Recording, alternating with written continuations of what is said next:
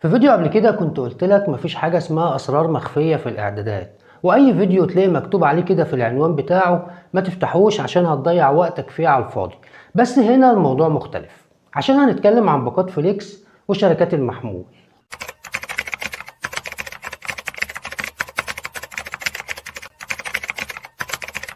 طيب قبل ما اقولك على السر بتاع تجديد الباقة ده اللي مفيش حد كتير يعرفه، خليني اقولك على حاجة خاصة بباقات فليكس او بشركات المحمول عموما. دايما شركات المحمول بتعمل عروض بس ما بتعلنش عنها عشان ما بتبقاش عايزة كل الناس تستخدمها.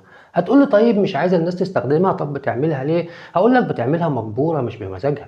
المنافسة اللي بينها وبين الشركات التانية بتجبرها تعمل العروض دي عشان تحافظ على عملائها وعلى المستخدمين بتوعها يفضلوا مكملين معاها في الشركة بتاعتها وما يحولوش لشركة تانية. وطبعا انت عارف ان مصلحتك اكيد متعارضة مع مصلحة الشركة، عشان انت لما تعمل عرض وتستفاد منه او يوفر لك شوية مكاسب الشركة هتقل، وعشان كده الشركات ما بتعلنش عن العروض دي. الفكرة بقى انك انت ازاي تعرف توصل للعروض دي وتفعلها وتستفاد بيها. طيب خلينا ناخد مثل في الفيديو ده، او خلينا في الفيديو ده نتكلم عن فودافون، وكل اللي هنقوله على فودافون هتلاقيه موجود في كل الشركات التانية عشان هم كلهم بيعملوا زي بعض. اول حاجة لو طلبت نجمة 5 شباك من موبايلك هيدخلك على حاجة اسمها الكوينز. الكوينز دي وحدات او نقط بتتجمع من استهلاكك للباقة بتاعتك. شوف انت عامل باقة فليكس من امتى، ولو ما طلبتش الكود ده او ما دخلتش على الكوينزات قبل كده شوف بقى هتلاقي معاك نقط قد ايه. النقط دي تقدر تستفاد منها او تستغلها في ان مثلا لو باقتك خلصت قبل ميعادها تقدر تشحن منها فليكسات تفضل مكملة معاك لحد ميعاد تجديد الباقة، او لو عندك وحدات كتير او نقط كتير تقدر تجدد الباقة بيها من غير ما تدفع ولا مليم. جرب كده، اطلب نجمة 5 شباك وادخل شوف عندك كوينز قد ايه، وهتلاقي خيارات كتير هتتعرف عليها انت لوحدك، مش محتاجة مني شرح كتير. ده رقم واحد. رقم اتنين هتطلب برضو نجمة 365 شباك، ده الكود الخاص بالعروض. هتدخل هتلاقي عندك عروض خاصة بتجديد الباقة وعروض يومية وعروض على النت وعروض على فودافون كاش.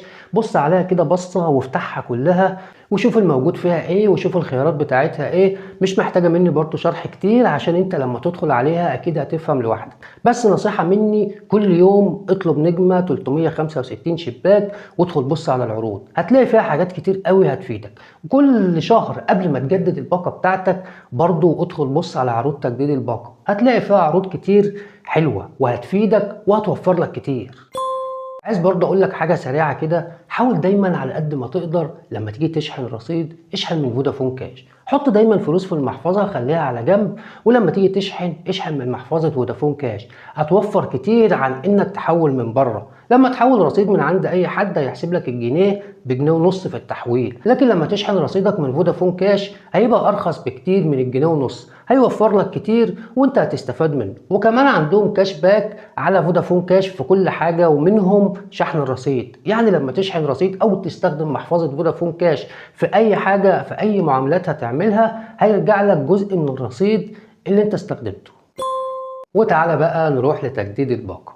بص يا سيدي، خلينا مثلا ناخد مثل على الباقه 45. لو انت باقتك فليكس 45، اخر يوم قبل الباقه ما تخلص بيوم حاول تخلي رصيدك اقل من 45. وقبل ما تطلب او قبل ما تجدد الباقه اطلب كود باقه اقل، يعني مثلا باقه 30 او 35. هتطلب نجمه 030 او نجمه 035 شباك، هيدخلك على تجديد الباقه او هيدخلك على الباقه بتاعه 35 او 30.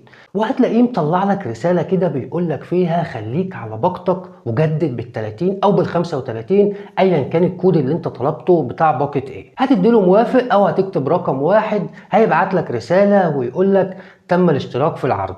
دلوقتي هتلاقي باقتك لو انت معاك رصيد ال 30 او ال 35 اللي انت طالب الكود بتاع الباقه بتاعتها، هتلاقي باقتك اتجددت بالسعر بتاع الباقه اللي انت طلبت الكود بتاعها. وتقدر برضو تعمل العمليه دي من على فودافون كاش. هتدخل على نظامي ونظام الباقه بتاعتك، وبعدين هتختار باقات اخرى او هتختار مش عارف مش فاكر اسمها ايه، هيقول لك مثلا نظام اخر. هتدخل على الباقه اللي انت عايزها اللي هي 30 او 35 اللي اقل من باقتك، وبرضه لما تيجي تشترك فيها هيطلع لك نفس الرساله يقول لك خليك على باقتك وجددها بالسعر اللي اقل منها بتاع الباقه اللي انت اخترتها اللي اقل منها الجديده.